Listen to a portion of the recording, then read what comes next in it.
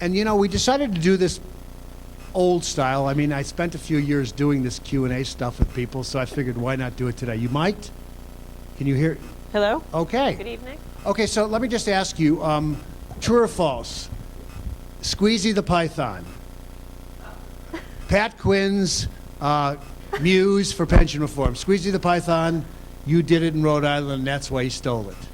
What do you think? Okay, False. but the real question is more about whether, okay, very clever in some people's minds, idiotic in others. What about gimmickry and trying to get people's attention? I'm not a fan. You know, I don't think it's too important. You know, you're talking about people's retirement. People need to live on this income. They deserve it. They deserve to be told the truth. You're talking about fiscal stability. You just said it yourself. Choices. You're talking about the difference between cities going bankrupt or not, between schools being well-funded and not. It's too important. It's not a joke. It's not a gimmick. Let's get real. Let's tell the truth. Let's fix the problem. Okay, so here's my question. You decided to tackle this at political risk, even though now I'm led to believe that you are still rated the most popular politician in Rhode Island, even after having led the pension reform fight. I thought, and I heard you at the commercial club, and I heard you at a fundraiser that some friends at Madison Dearborn put on, and the message was the same. You start with education. You start by informing people of the stakes here. I think in Illinois we sort of see this, and I'm not sure who's responsible, but I think a lot of this is framed as a fight between business and labor. Business are the people who want pension reform, but they want it on the backs of regular working people, and as a result, you know, you have all the political things that get in. You started a different way. So how did you start it to sort of depoliticize it initially in Rhode Island? First of all, in my judgment, this isn't about cutting pensions. It's not about cutting benefits. It's about setting up a retirement system that works.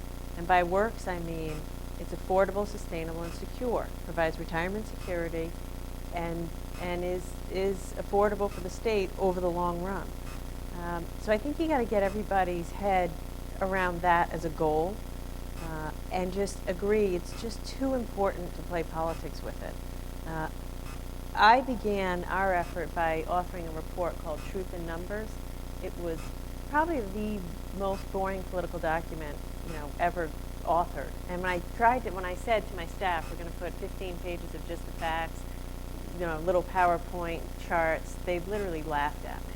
You know, they said, this can't happen. I said, well, we got to tell the truth. But I tell that story because I think that critical to getting anywhere, everyone has to agree on the same set of facts. You know, you have to take the time required to say, these are the facts. This is the magnitude of the problem. Let's all agree this is the size of the problem. And then let's look at the consequences of not fixing it. And I'm not talking about the thing's going to run out of money in 30 years. The consequences today of not fixing it. Every marginal dollar you put into a broken pension system is a dollar that could have been spent on teachers' salaries today, public schools today, affordable tax structure today. So I can't emphasize enough how important it is to put the facts out there in an honest way, let them sink in, and force consensus around the size of the problem. Okay, so from where I sit, and I covered the pension crisis for a few years at ABC, now I've watched it at the BGA. So my sense is that everybody has seen the numbers. We throw the number out, the unfunded liability. It's 70, it's 80, now it's 90 something.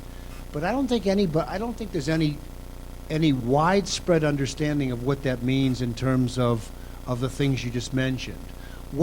How do you educate a population to know that to me it's obvious. The greater proportion of your budget that has to go to serve the pension, the less there is for everything else. But I don't think that's sunk in Illinois. You have to go to the micro level. You know, I learned this myself. One of the greatest lessons I learned early was that I talked up here. You know, it's a $4 trillion problem nationally. It's a $10 billion problem in Rhode Island. You know, people don't understand that. it's abstract. Here's what they do understand. If you own a property in the city, I'm going to make up a number. If you own a house in the city of Chicago worth $500,000 and we don't have pension reform, your taxes are going to go up $1,000 next year. If your child takes or if you take the public subway or the L to work every day and we don't have pension reform, they're going to cut that schedule in half. You know, over the summer, this past summer, I was in a local store. I know there's at least one Rhode Islander in here. Sam, I was at Benny's, which is a local store in Rhode Island. And I was standing in line, and a woman came up to me from behind, and she gave me a giant hug, total stranger. And she said, "Are you Gina?" I said, "Yes." She said, "Oh, thank God, I'm glad I hugged the right person." And she said, "You know, I just have to thank you for what you did." And I said, "Oh, did you have a pension?" She said, "No, but my son has severe mental and physical disabilities. And in Rhode Island the past few years, there have been terrible cuts to families with mental and physical disabilities. And I guess her son, his aid was cut.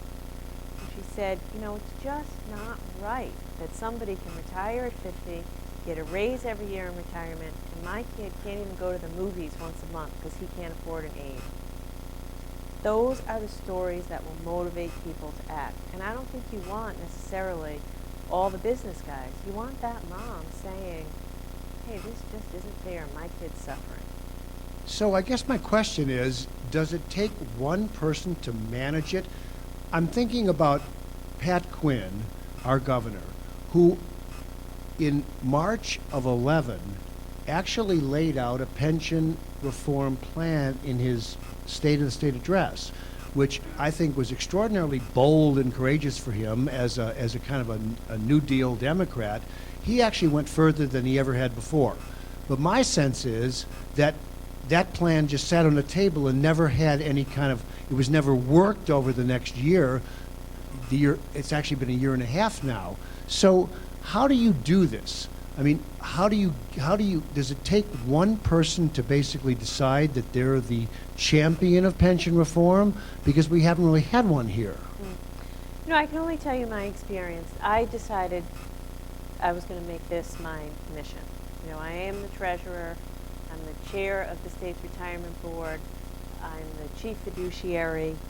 I couldn't, in good conscience, and as part of my fiduciary duty, and as a representative of all the people, preside over a system that was 48% funded and that I knew was going to be run into the ground. I just couldn't do it. And so I decided to step up. I do think you need someone. And what I said, when I met early on with some of the legislative leaders, they said, "Well, what if we're not with you? What are you going to do?" And I said, "One way or another, I'm going to give you a bill. I'm going to put the bill on your table, and I'm going to advocate for its passage." Now, to their great credit, the Speaker of the House and the Senate President were great to work with. They championed the bill and we worked together. But the point of it is, I think somebody needs to say, "I'm not backing down. It's too important. I'm not going away until it's fixed." Okay, so we have, do you know Dan Rutherford, our treasurer? I've met him. Yes, I met him at the commercial club. Right. Judy Bar-Topinka, our controller? Do not know her. Well, I guess what I'm saying is, you could give them a roadmap, couldn't you? Indeed. Now, okay, so let's just talk about the difference in optics. How much easier is it to do it in Rhode Island, which is the size of Cook County, versus trying to do it in Illinois, which is 100 times larger in every way and has many, many more layers of politics, government, and business, and there's no real easy way to communicate any message to a broad constituency. Do you think if your Speaker of the House got up tomorrow and said, "I'm going to get behind pension reform and here's my plan," that he wouldn't have the attention of everyone? Well, he would. I mean, if your name is Michael Madigan, you can command right. So you're just saying if any one of the leaders with the ability to get attention put a plan on the table, people would pay attention. I believe so. Look, it's different in Rhode Island. We have 1 million people. We have a single media market. Clearly, it is different. Having said that, it's a overwhelmingly Democratic state and General Assembly. Sounds familiar. Very strong public labor union lobbies. Sounds familiar. a seemingly intractable problem. You know, our pension, in fact, we used to fight with you guys. The argument Who was what's the worst? worst funded, Rhode Island or Illinois? And it was all the unfunded liability. You know, the aging systems. We have more retirees than actives, the whole thing. So what's my point? My point is, yes, you're bigger, but the issues are the same. It's about leadership. You need somebody to step up and say, I'm going to not back down till it's done. Okay, so just for those of us who aren't familiar with what exactly you ended up putting on the table, tell us in simple terms what the component pieces were of pension reform. I've heard it, but many people haven't. What are the elements that have enabled you to go from, what was it, 74% unfunded to you've dropped it in half almost? Yeah. So very importantly, what we said from the beginning, we said two things. We said, number one, we don't want to do this again. This is not balancing next year's budget. This is about fixing the system for the next 20 years, because that's the right thing to do for taxpayers and it's the fair thing to do for our public employees. You don't want to go back to people every other year and chip away at it.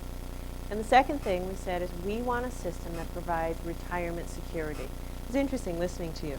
You know, you said you made 80% of the 100,000 in your pension. Well, that's kind of the gold standard. The gold standard to be secure in retirement, you want to make 80% of what you were making when you were working. So we just got to work. You know, we said we need people to earn 80% retired. We need this thing to be fixed forever, and we don't want to come back again. And what did we do? We introduced a defined contribution. We said everybody from this point forward is going to go into a half defined benefit, half defined contribution. Not just new people, everybody. We said the raises for retirees are going to be suspended until a point in time when the system is healthy. And we said that the new retirement age for people is Social Security retirement age, which means in order for them to either start collecting or to get their full pension, they have to work until Social Security. Except police and fire, we took it up to 55. From 50? From nothing. From 20 years and out or 25 years and out. And so what are the numbers that reflect the success of the program? In other words, to what extent is the unfunded liability reduced considerably? We nearly cut it in half. So that set of reforms essentially cut the unfunded liability by 40% plus. It flatlined the amount from the budget into the pension at around 10 to 13% a year. And you were facing 30%. We were, absolutely. It was 10%, 20%, 30%. So now you're 13%, so you can fund whatever else you want to fund. Exactly. And importantly, 2 months ago, I went out to float the state's bond. Now, like you, Rhode Island had been struggling in the bond market. Moody's, Standard & Poor's had given us hits for a long time. People were selling Rhode Island bonds because, you know, for obvious reasons. A month ago, I issued the first general obligation bond post-pension reform. It was 3 times oversubscribed. We did the deal in a day. It was the lowest cost of capital in the state's history. And we received glowing reviews. What was the rating? AA minus, but 2 rating agencies took us off of their negative watch list. So now, what's that money going to be used for? Higher education, school buildings, clean water, and affordable housing. It's a direct link. Fix your fundamentals, fix your problems, make tough choices, and then you can invest. You can invest in the future. Okay, so five lawsuits challenged the pension bill? At least, yeah, I think. Okay, 7. so we'd have the same thing here. So how do you get it enacted in the face of the lawsuits? We went forward. We enacted it. Our plan went live the first of the fiscal year, which was the 1st of July this year. We hired TIA Craft to do the defined contribution. We shut off the COLA, and it's happening. As Andy says, I'm now a defendant in a handful of lawsuits. The unions are alleging breach of contract, and we will vigorously defend it. Well, I guess what I mean is, how were you able to implement it in the face of the lawsuits, which probably tried to stop it in its tracks? The judge denied the injunction. So they filed for an injunction. The judge said, no injunction, go forward. send it to trial. So that's a critical piece. You have to win that initial round in the courts, Yeah. because here, no matter what we do, it's going to be hit with a bunch of lawsuits. I think that's So you have to survive the first round and get it implemented. Yes, that's right. Mhm. And so, is there any likelihood of it being reversed, or no way of telling? It's impossible for me to say. You know, it's impossible for me to say. I'm going to allow time for some questions from the audience, because I'm sure you have a few, but I got to ask you, so I know you hesitate to give specific instructions to other jurisdictions about how they should do their own problem, but, you know, you become comfortable here in Illinois. I think this is a second home for you of sorts. So just sort of generally, what do we need to make this happen? What would be your prescription, if you could just sort of write it down, to actually effectuate pension reform here, which seems so intractable? Yeah. You know, I think to the extent possible, you have to depoliticize the issue. As long as you have, and that's on both sides. It's politicians have to say, I'm not going to beat up on the unions. I am not going to point fingers and cast blame at union employees and public workers. In fact, we respect them and want them. And on the union side, there has to be a commitment to honesty. You know, there has to be a commitment to, we're not going to pretend the problem's smaller than it is. I think there has to be constant dialogue. You know, I met almost weekly with the union leadership, and I met at the end almost daily with the General Assembly. So just constant, it's like doing any deal, constant communication.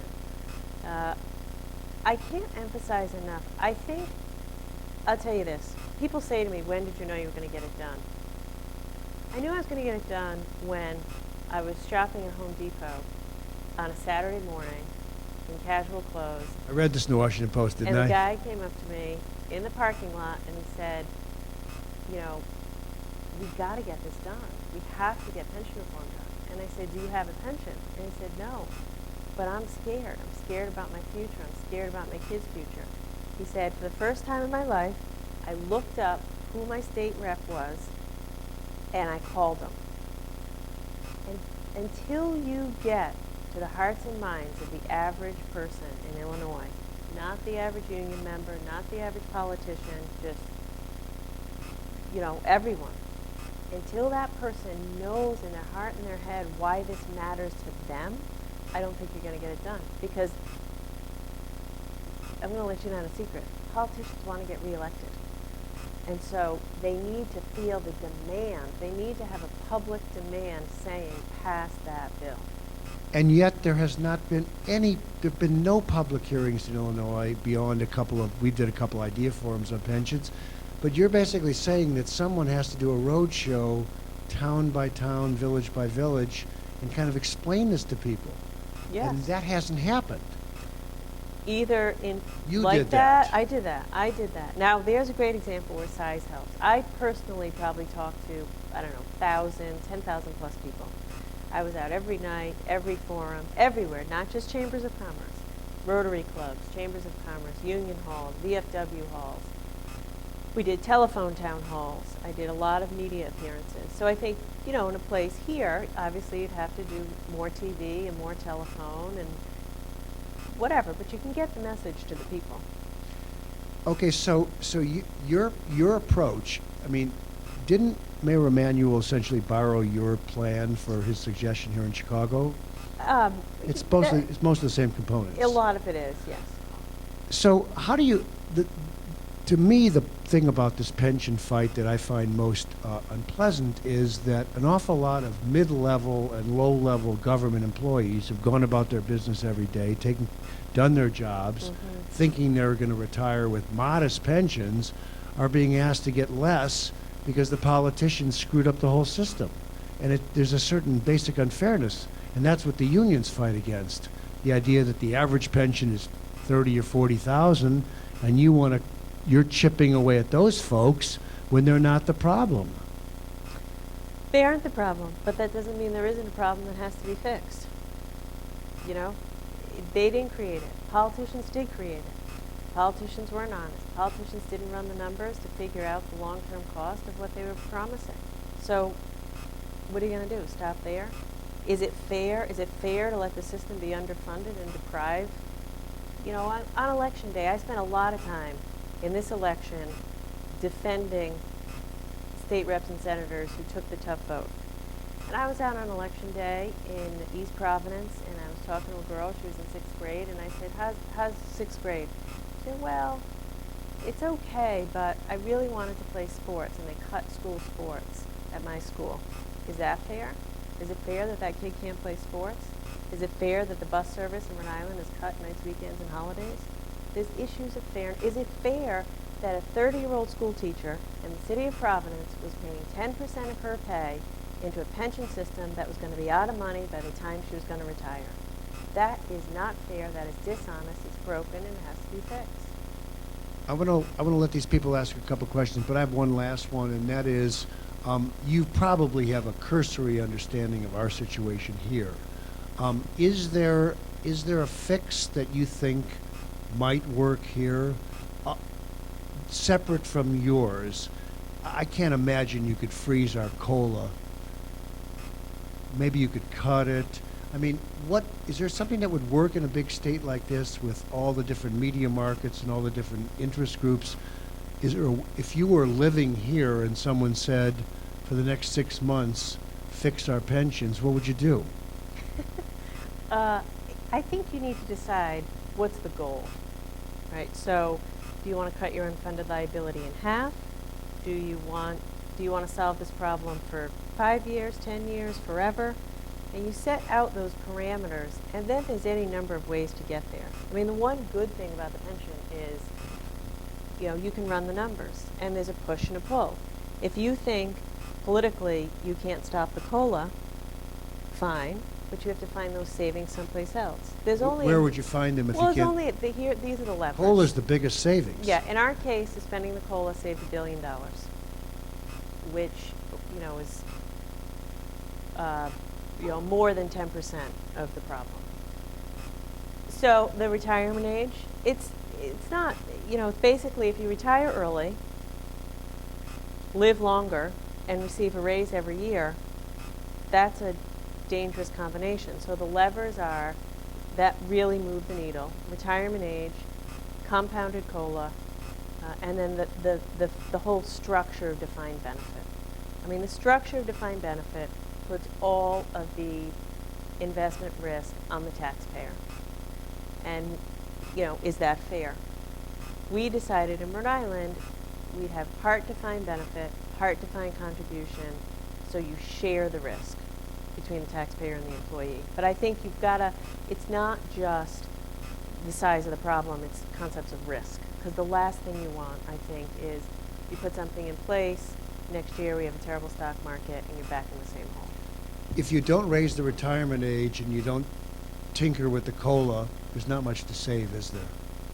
No, look, the reality is your unfunded Chicago, Illinois is similar to Rhode Island. It's an old system, it's an aging population. Unless you impact the benefits of existing employees and retirees, just mathematically you're not going to touch your unfunded liability by a penny. So it might feel good to say all new employees go to defined contribution. You haven't touched your unfunded liability by a penny. So it's a tough problem. It really requires tough choices. And I'm not going to say they're easy. I think it stinks to go to some, my dad lost his pension when he lost his job. My family suffered. But they're tough choices that have to be made. Do you have free health care for retirees in Rhode Island? Did you have to deal with, that's Illinois, so is that part of your equation? What we did is we said the state will provide health care between the period of time when somebody retires and when they're Medicare eligible. And then, of course, we increased the retirement age to Social Security, so we are in great shape around the health care. And so you've probably heard that one component of the proposal from the governor was that you'd go into this mix of defined benefit, defined contribution, and if you chose not to, you would lose your retiree health care. You think you can do a carrot and stick like that? Maybe. You think people will actually do that, or you think they'll bet on the future that nothing will ever happen? I mean, if I'm a worker, maybe I think, well, I'd rather keep my benefits now, thinking that down the road some legislature, some court will basically restore my benefits. I mean, that is a reality. There's a lot of that thinking. What I would say is the temptation with pensions is to go straight to a particular design. So how about we increase retirement age a little bit? How about we do this? How about we do that? I would strongly urge you to take a bottoms-down approach versus to take a top-down approach versus bottom-up. So say, these are our goals. We want to provide a secure retirement for our public workers, and that equals so much income and retirement. We want to cut our unfunded in half, and we never want to do pension reform again. And then you go to your actuary and say, what are the changes that'll allow us to fulfill those goals? And then you do the politics. Okay, speaking of politics, one last political question. I know that 2014 is an election year in Rhode Island. You're looking at a couple things. You could run for re-election. You could run for governor. What is your sense of the climate there? It sounds as if the pushback's already beginning from people who want to derail you before you maximize the benefits. So what is your sense of the risk? It's a little hard to say at this point, but how fierce is the pushback? The pushback from public labor union leadership is pretty strong. And that's a reality. I knew that going into it, and I would do it all over again because it was the right thing to do for the people. And the people who might run against you if you choose to run for governor, can they bank on that and use that against you? I'm sure they'll try, but that's politics. But here's what I would say to you. I have not given up on the rank and file vote of union members because I have heard from so many teachers, municipal employees saying thank you. You're the first person that told us the truth. I trust you. So many people have said to me, I can live without my COLA. I knew this was unsustainable, but just don't touch it again. And I say fine. Teachers, young teachers, had the worst deal of it all. They weren't vested for 10 years, and as I said, they were paying into a system. 2/3 of what they were paying in was going out the door to retirees. So again, my strategy for pension reform was to go through the leadership to the people, and when I run for re-election or another office, I'm going to take the same strategy. And how important is it to have come from that group? I mean, you're not an elitist, you're not a blue stocking, you're a working class girl. I mean, you've got a great resume, but you come from those same roots. Yeah, I think it helps, but I think over time, because I spent so much time communicating with people, I think people trust that I did it for the right reasons.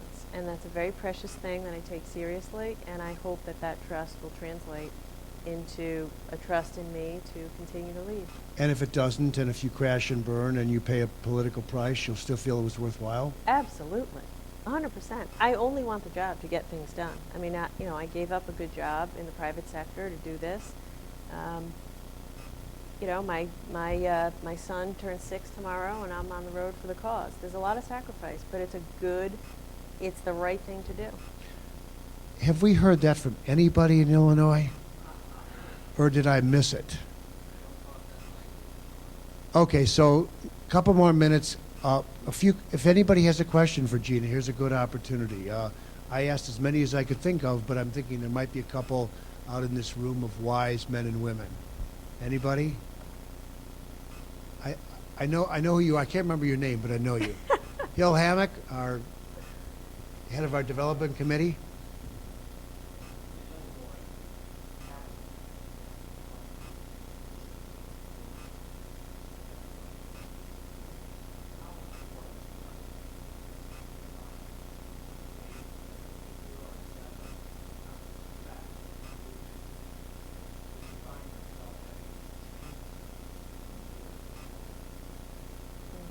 I think it is vital, critical. I don't know what it's like in Illinois, but there were so many myths surrounding the pension, and a lot of those myths manifest in anger. For example, a lot of public employees would say, well, the only reason we're in this mess is because the state didn't pay in. Well, that's not true. The state of Rhode Island made its required contribution every single year for the past 30 years. Or people would say, well, all we have to do is get rid of the double dipping and the spiking and we'll be fine. That's not true. that would account for a tiny fraction of the problem. So again, I just think it's such an emotional issue. It's a tough issue. It's a political issue. And what worked for me was just reverting to the facts to cut through the emotion, the rhetoric, and the anger proved to be extremely powerful.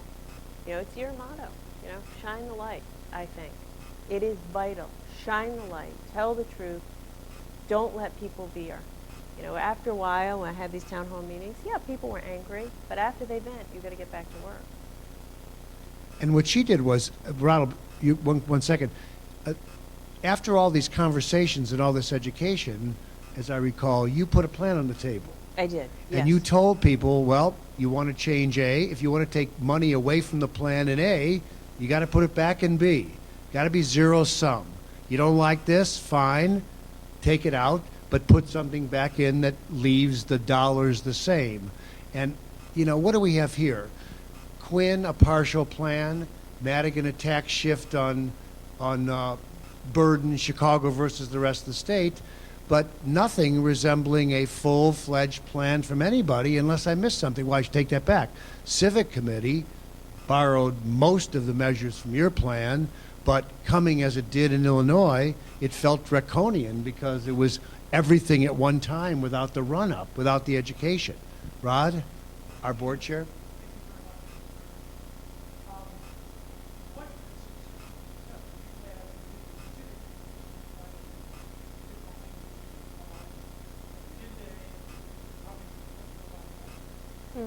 That was critical, absolutely critical. And I would strongly advise to get a broad coalition. So again, not just the business leaders, and I come from the business community, so I have great respect for them, but I spent a lot of time with hospital CEOs, CEOs of nonprofit organizations, small business owners, again, explaining to them, because by the way, what I would always say is we don't have to do this. We could choose to not fix this problem.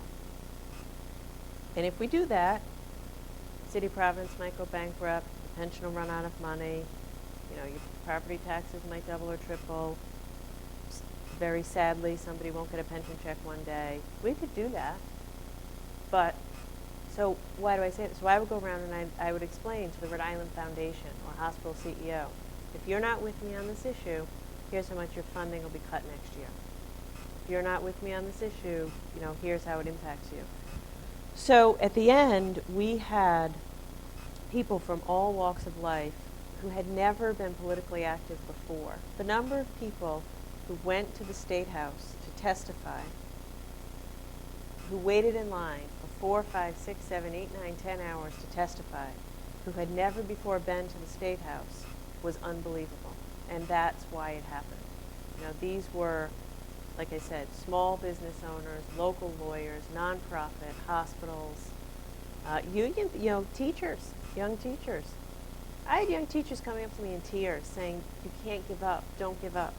And I'd say to them, will you speak out? And they say, no, I'm afraid of labor leader retribution.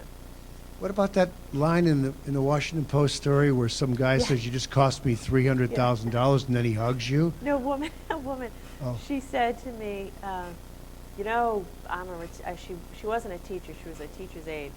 And she said, you know, I kept hearing you say, do the math. So I'm retired, my husband's retired, we both have a pension. So I sat down and I did the math. And I figured out, if we live for another 20 years and we don't get a COLA, you cost us, I can't remember, you know, you cost us $200,000. To which I thought she was going to be really angry. And then she said, oh my God, thank God you fixed that system. It was going to explode. You know, she said, if my little family, it's $200,000 times 60,000 people, it's going to blow up. So I think, you know, she's with me. She is a member of a union. I'm not sure she won't vote for me in an election. I don't think we have people like that here. No, But let me, it's not true. last question, we'll wind it up, and that is, so what would you suggest that groups like ours do to have, I mean, how can we help move this ball forward? We're a watchdog organization, you don't know us well, but you know we want to be part of the solution. not part of the problem, what would you recommend us to do? And how important Yeah. is it for us, groups like ours to be involved? I think it won't happen unless you stay involved. The issue is very difficult, and the human tendency is to shy away from a tough issue. So I think if you want it done, you have to make it clear you're not going to go away until it's done. And I think the more shining a light on the issues and calling for accountability is what you can do. I think you have to do it. I think you can't go away until it's fixed. And I would say don't give up. I know this has been top of mind for years in Chicago and Illinois. Keep the faith, because no one thought when I started it, absolutely no one thought we'd get it done. No one. And we did, and you will too. Wait, It took about a year. But, I'm not the first person to have talked about it. It had been going on for a long time. so can we kidnap you for a couple of months to get it done here? You're very kind, Andy, but you're going to get it done. It will happen here. It has to happen, and I'd say just stay at it. Gina, thank you very much, and thank you all for coming.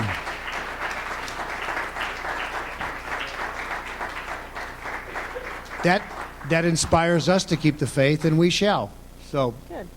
everybody enjoy the rest of the evening, because I think we're done. I think the Standard Perfect. Club is going to kick us out in about 30 seconds.